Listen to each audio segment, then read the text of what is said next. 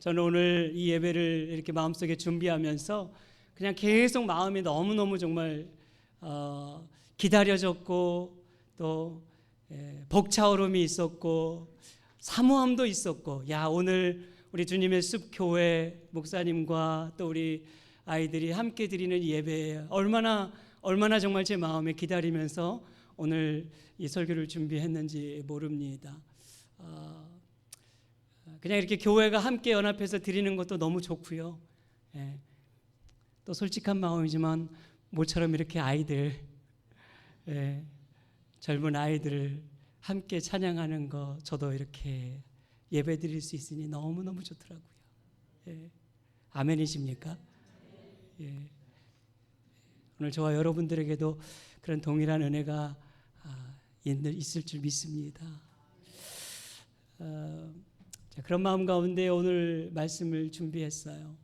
어떤 말씀을 함께 나눌까 하다가 사도행전에 이어지는 말씀을 제가 그냥 지나칠 수가 없겠더라고요. 하나님께서 계속 이 말씀을 저로 하여금 묵상하게 하시고 또 한 번 더 되새기게 하셔서 오늘 이 말씀을 여러분들과 이어서 나누려고 합니다.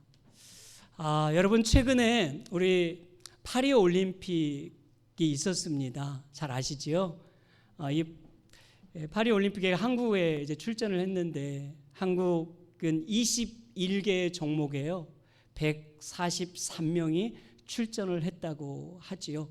근데 그 가운데 크리스천 선수가요 22명이 있었습니다. 여러 명들의 이런 인터뷰가 있는데 그 가운데 인상 깊게 남은 인터뷰가 있어서 먼저 좀 소개를 하려고 해요. 그 선수가 남자 골프로 출전한 김주형 선수입니다. 젊은 선수예요. 그런데 결국 이 선수는요 8위에 머물러서 입상은 하지는 못했습니다. 처음에는 이렇게 잘 쳤는데 입상까지는 가지 못했어요. 메달을 따지 못했는데 후에 이 선수가 SNS에 이런 고백을 남겼습니다. 여러분 들어보십시오. 성공했을 때든 실패했을 때든 언제나 영광을 드리고 싶은 사랑하는 하나님 아버지에게 정말 감사드립니다.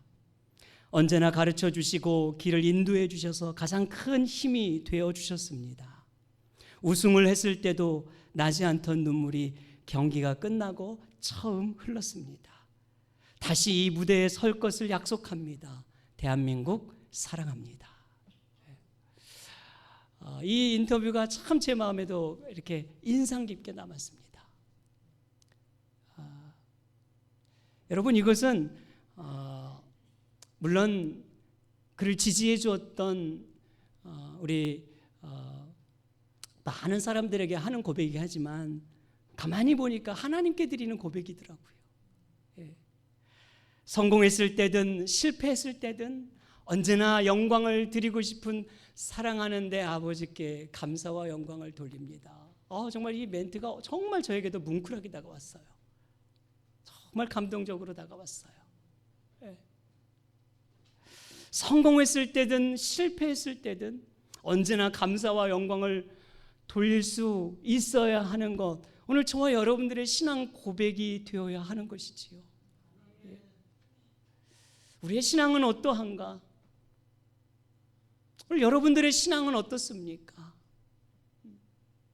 과연 이런 고백할 수 있습니까?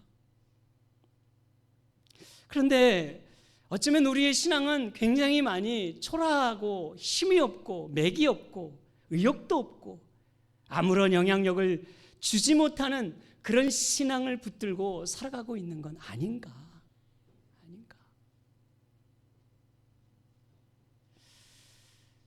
우리가 어떻게 하면 다시 활력 있는 신앙, 역동적인 신앙, 생명력이 있는 신앙, 살아있는 신앙을 붙들 수 있겠는가?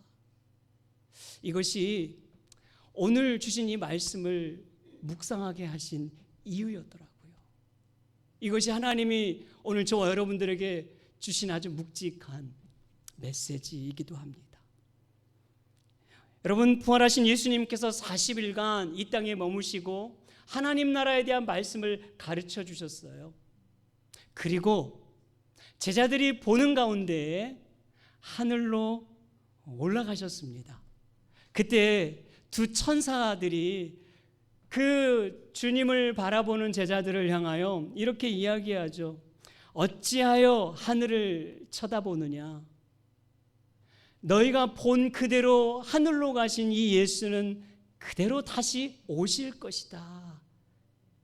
이것이 바로 오늘 함께 읽은 본문의 말씀입니다.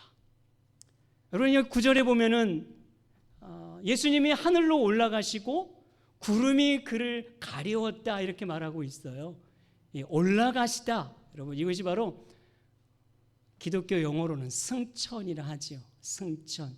우리 영어로는 ascension이라고 합니다. 승천, 하늘로 올라가다. 구름이 가리워 안 보였다고 하니까 여러분, 이 구름을 우리가 일반 생각하는 뭉게구름을 생각하면 안 되고요. 물론 그런 구름도 있었을 것 같습니다만 구름의 의미는 하나님의 영광, 쉐키나의 영광을 의미해요. 그러니까 영광에 쌓여, 영광에 휩싸여, 영광에 에워싸여 승천하신 그 예수님을 보게 된 거죠. 승천하신 예수님은 어디로 가셨을까요? 예? 여러분, 인류 최초 우주 비행사가요, 러시아의 유리 가가린이라는 사람이에요. 1961년 4월 12일 이 보스토코 1호를 타고 이 1시간 29분인가요? 지구를 일주한 후에 첫 우주 비행을 하고 온 사람입니다. 러시아의 가가린. 그런데 그가 우주를 갔다 온 사람들에게 뜻밖의 이런 고백을 해요. 내가 우주에 가보니 그곳에는 하나님이 없었습니다. 천국도 없었습니다. 그렇게 이야기를 했습니다. 여러분, 이 말이 맞는 말입니까? 이 말은 그죠? 인간적으로 보면 맞는 말이고 믿음의 눈으로 보면 전혀 틀린 얘기죠. 그죠? 하나님에 대해서 정말 잘못 오해하는 말이에요. 왜 그럴까요? 예수님이 승천하신 것은요, 하늘의 어느 장소, 우주의 어느 부분적인 장소로 올라가신 것이 아니에요. 그분은 우리가 믿고 있는 아버지의 집, 하늘 본향, 영적인 천국, 하늘 보좌에 올라가신 것입니다. 그래서 예수님이 승천하신 이후에 하늘 보좌 우편에 앉으셨더라 말씀하는 것이죠. 예수님의 이런 승천은 아주 기이하고요, 아주 신비로운 장면이에요. 그죠? 우리가 이 땅을 살아가는 동안 이런 장면은 다시는 보지 못할 것입니다. 왜 그럴까요? 자연 법칙을 초월하고 중력을 거스르는 일은 인간은 어느 누구도 할 수 없어요. 내가 좀 몸무게가 많이 나가니까 못 뜨고, 저처럼 몸무게가 가볍고 바람 불면 날아갈 것 같은, 여기서 좀 웃어야 될 포인트인데 그러면 날 수 있는 것입니까? 아니죠. 인간의 존재는 어느 누구도요, 중력을 거스르지 못해요. 자연 법칙 거스르지 못합니다. 사람이 날아간다? 그것은 TV에서나 나올 법한 이야기고요, 무협 영화에서나 나오는 거예요. 그런데 보세요, 예수님은 소위 우리가 생각하는 무협 영화에서 나올 법 같은 하늘로 올리셨어요. 이렇게 날아오르셨단 말이죠. 승천하셨어요. 여러분, 예수님께서 왜 이런 승천을 우리에게 보여주시는 것일까요? 이것은 예수님이 우리에게 주시는 퍼포먼스가 아닙니다. 이것은 예수님이 내가 어느 정도 능력이 있는지 아니? 내가 이 정도의 대단한 능력을 가진 사람이야. 너희들 나 바라봐야 돼 라고 보여주시기 위해 쇼를 하시는 게 아니란 말이에요. 예수님의 승천에는 놀라운 복음의 비밀이 담겨 있어요. 그분이 사람이 보는 앞에서, 인간이 보는 앞에서 승천하실 수밖에 없는 이유가 있는 거예요. 구원의 계획을 성취하기 위해서. 예수님께서 이 땅에 계시는 동안 지상의 사역을 하셨는데요, 그 지상에서 하신 사역을 몇 가지로 정리를 할 수가 있습니다. 자, 첫 번째는 성육신 하셨어요. 이건 탄생을 의미합니다. 그리고 생애, 그분이 성장하신 과정이죠. 고난, 죽음, 부활, 승천, 그리고 하늘 보좌 우편에 앉으심, 그리고 마지막으로 다시 오실 재림의 주. 자, 이렇게 예수님의 사역을 우리가 정리합니다. 자, 그런데 보십시오. 이 사역은 두 가지로 구분이 돼요. 지상에서의 사역과 하늘에서의 사역이에요. 자, 지상에서의 사역의 마지막이 어디인가? 바로 승천이에요. 승천. 그죠? 왜? 제자들이 보는 가운데 올려졌으니까. 그리고 하늘 사역은 하나님 보좌 우편에 앉으시고 다시 오실 재림의 주로 사역하시는 게 이게 하늘 사역이란 말이에요. 그러니까 이 땅에서의 마지막 사역이 뭐라고요? 승천이에요. 예수님께서 구원 계획을 성취하시는 마지막 단계가 승천이에요. 승천 없이는 구원이 완성될 수가 없어요. 승천 없이 구원이 성취될 수가 없어요. 그의 죽음이 나의 죽음이 되고 그분의 부활이 내 부활이 되기 위해서는 반드시 승천이 있어야 되는 거예요. 그래서 주님이 마지막 사역으로 승천하시는 거예요. 여러분, 승천이 얼마나 중요한지 몰라요. 우리는 고난, 죽음, 부활을 아주 강조하는 것 비해 승천은 비교적 좀 관심이 적은 경향이 있거든요. 아니에요, 여러분. 너무너무 중요합니다. 그 예수님의 승천으로 말미암아 우리의 신앙이 활력 있게 되는 것이고 역동적이게 되는 것이고 생명력 있게 되는 것이에요. 믿으십니까? 그게 승천이 주는 유익이지요.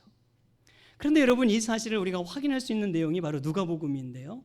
자, 누가복음과 사도행전의 저자는 동일 인물, 의사 누가입니다. 그러니까 의사 누가가 첫 번째 쓴 것이 누가복음이고요, 두 번째 쓴 책이 사도행전인데, 이 누가복음과 사도행전은 동일하게 승천의 이야기를 기록하고 있어요. 그런데 누가복음에는 사도행전에서 나오지 않는 이야기를 해줍니다.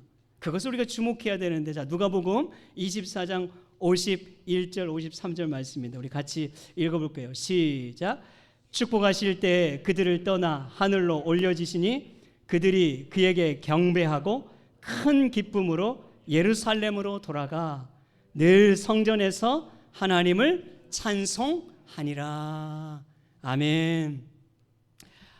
여러분, 여기에서 우리의 눈을 주목시키는 표현이 나옵니다. 자, 하늘로 올려져는 똑같아요. 사도행전이나 누가복음이나. 그래, 그 다음 표현이 다른데요. 여기에서 주목해야 될 건 뭐냐면 예루살렘으로 돌아가예요. 돌아가. 예루살렘으로 돌아가. 큰 기쁨으로 예루살렘으로 돌아가 예배하더라. 이렇게 나오죠. 예배하더라. 자, 예수님께서 죽으신 이후에 제자들은 다 삶의 의욕을 잃어버렸잖아요. 그리고 두려움에 빠져 도망칩니다. 흩어져 살아가요. 고향으로 다 내려가 버렸어요. 패배자의 모습이 바로 제자들의 모습인데, 그 제자들이 다시 지금 뭘 하고 있어요? 예루살렘으로 돌아가.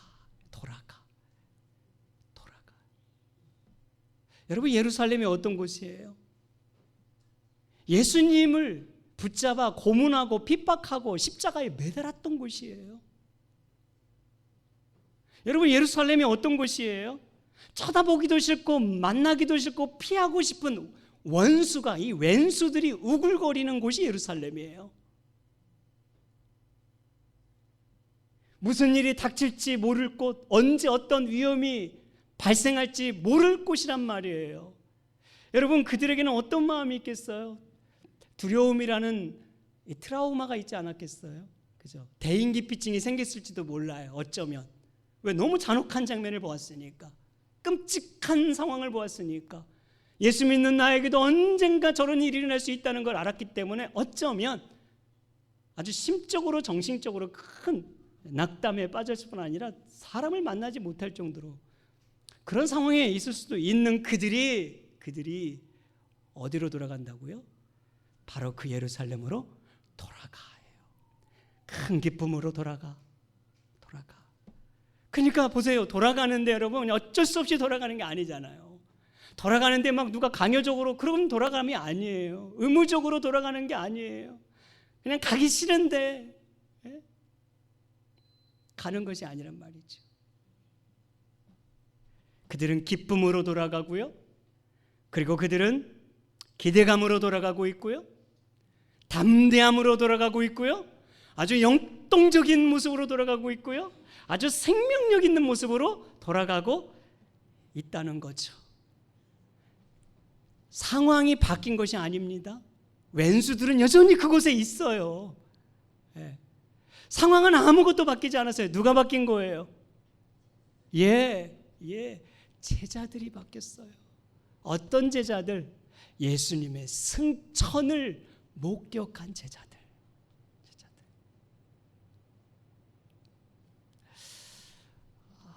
저는 이 말씀을 묵상하면서 오늘 저와 여러분들에게 주시는 하나님의 묵직한 메시지가 있더라고요. 여러분, 도대체 이 제자들이 어떻게 이런 변화를 가져왔을까?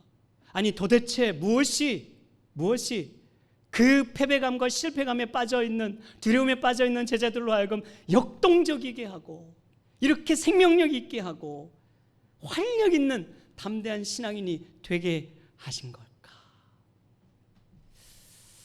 이 질문 앞에서 주신 깨달음이 뭐냐면, 이 제자들은요, 승천하신 예수님이 만왕의 왕으로 자신의 인생을 주관하고 계심을 믿었기 때문에 그런 거예요. 승천하신 예수님이 만왕의 왕이 되셔서 내 인생을 지금도 다스리고 계시다는 걸 믿었어요. 자, 빌립보서 2장 9절에서 11절 말씀, 여러분 한 번 더 말씀 읽어보도록 하겠습니다. 자, 빌립보서 2장 9절에서 11절 같이 읽죠. 시작. 이러므로 하나님이 그를 지극히 높여 모든 이름 위에 뛰어난 이름을 주사 하늘에 있는 자들과 땅에 있는 자들과 땅 아래에 있는 자들로 모든 무릎을 예수의 이름에 꿇게 하시고 모든 입으로 예수 그리스도를 주라 시인하여 하나님 아버지께 영광을 돌리게 하셨느니라. 아멘. 여기 보시면 하나님께서 예수님을 지극히 높여, 이게 승천하신 이후에 하늘 보좌에 앉으신 이야기입니다. 그렇게 예수님을 지극히 높여 어떻게 하셨냐면요, 이 말씀에 보시면 모든 이름 위에 뛰어난 이름이 되게 하시고 하늘에 있는 것이나 땅에 있는 모든 것들로 예수의 이름 앞에 무릎 꿇게 하셨어요.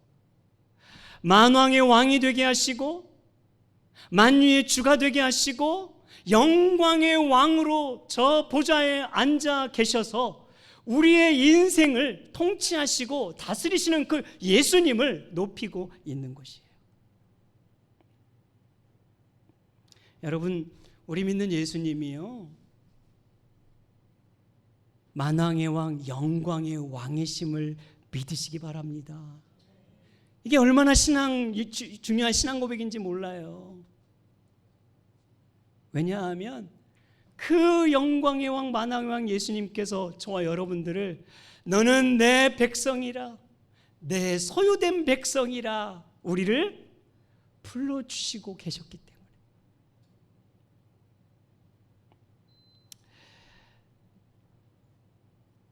아무리 여러분 우리의 상황에 어떤 열악한 상황에 있어도요, 저와 여러분들은 이래봐도 왕족 출신입니다. 왕족 출신. 옆에 있는 분들 한번 인사 한번 나누세요. 이래봬도 왕족 출신이에요. 네? 여러분, 우리 왕가 출신이라니까요. 왜? 만왕의 왕이신 예수님이 왕이시니까. 배경이 별 볼 일 없고 환경도 안 좋고 학벌도 뭐 드러낼 거 없고 자랑할 거 내세울 거 없어도 괜찮아요. 주님은 그런 조건 보고 우리를 부르시는 게 아니에요. 두려워 말라. 내가 너를 지명하여 불렀나니 너는 내 것이라. 내 것이라. 주님의 저를 부르시는 거예요. 여러분들을 그렇게 부르시는 거예요. 내 것이라고, 내 백성이라고, 소유된 백성이라고, 내가 다스리는 백성이라고 부르시고 있는 것입니다. 이런 신앙 고백을 우리가 갖고 사는 게 얼마나 중요한지 몰라요. 여러분 배우 최강희 씨를 아십니까? 이 최강희라는 배우가요, 아주 신실한 크리스천입니다. 그런데 이 여러 기독교인 무슨 프로그램도 나오기도 했고, 근데 이 최강희 씨의 고백을 제가 또 보면서 여러분과 좀 나눴으면 좋겠다는 생각이 들어요. 이분이 주님을 만나고 이제 이런 고백을 해. 사실 연예인으로 살아간다는 건 얼마나 정말 힘든 일입니까? 그잖아요. 그 유명세, 성공, 그죠? 인정받는 거, 굉장한 큰 스트레스에 살아가잖아요. 그런데 그 예수님을 정말 만나고 한 가지 깊게 다른 것을 이렇게 고백했어요. 들어보십시오. 하나님은 가치 기준이 다르다. 평생 모은 돈이 똥이 될 수도 있고, 내가 유명해져서 영광을 돌릴 수도 있지만 그냥 내 모습으로도 하나님께 영광 돌리는데 아무 지장이 없다. 세상과 내 자신을 보는 가치 기준이 바뀌었다. 그럴 때 내가 어떤 모습일지언정 상관하지 않고 자유함을 얻을 수 있었다. 보십시오. 평생 모은 돈도요, 똥이 될 수 있대, 하나님 앞에서. 한순간에.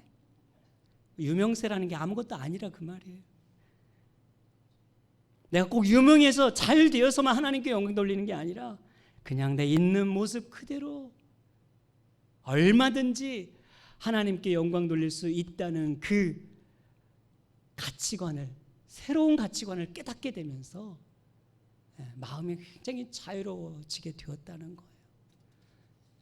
사랑하는 여러분, 오늘 우리에게 이런 하나님의 가치 기준을 붙잡을 수 있어야 됩니다. 잘 되고 많이 벌고 높은 곳에 가서만 하나님께 영광 돌리는 게 아니에요. 그건 오해하는 거예요. 무조건 잘 되는 게 장땡이 아니라니까요.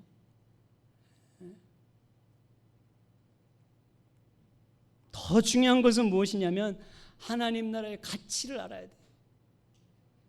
내가 믿는 예수님의 내 인생의 왕이심과 내가 그 왕된 백성이라는 이 사실, 그분이 오늘도 나를 너는 내 것이라 부르고 계시고 나를 사랑하시며 그런 내 인생을 사용하기를 원하신다는 걸 기억해야 하는 것입니다. 그뿐만 아니라 오늘 이 승천을 통해서 한 가지 더 깨닫게 된 게 뭐냐면, 만왕의 왕이신 예수님께서 우리에게 누구를 보내셨는가? 바로 보혜사 성령님을 보내주셨다는 사실입니다. 여러분 요한복음 16장 7절에 보면 이렇게 말했어요. 내가 떠나가는 것이 너에게 유익이다. 내가 떠나가야 보혜사를 너희에게 보낼 것이다 그랬어요. 내가 가지 않으면 보혜사가 올 수 없대요. 이 보혜사는 성령을 말합니다. 보혜사 성령. 성령은 진리의 영이고요, 보혜사는 세 가지 의미가 있어요. 위로자, 상담자, 돕는 자예요. 진리의 영이신 성령께서 우리의 인생 가운데 오셔서 말씀으로 우리를 이끄실 때 위로해 주시고 상담해 주시고 돕는 자가 되어 주셔서 우리로 하여금 이 믿음 잘 간직하며 살 수 있게 하신다는 거예요. 아무리 초라하고 별 볼 일 없어도예요. 여러분, 우리가 아무리 좌절하고 낭망할 수 있어도 주님은 여전히 우리 손목 붙들고 일으켜 줄 수 있는 분임을 믿으시기 바랍니다. 고아와 같이 버려두지 않는 분. 부모가 어찌 자식을 잊을 수 있겠느냐. 그러나 혹 그 부모가 자식을 잊을지라도 나는 내 자식 결단코 잊을 리 없다 말씀하신 주님이 오늘도 그 성령 안에서 저와 여러분의 인생에 동행하시고 천국에 이를 때까지 이끌어 주심을 믿으시기 바랍니다.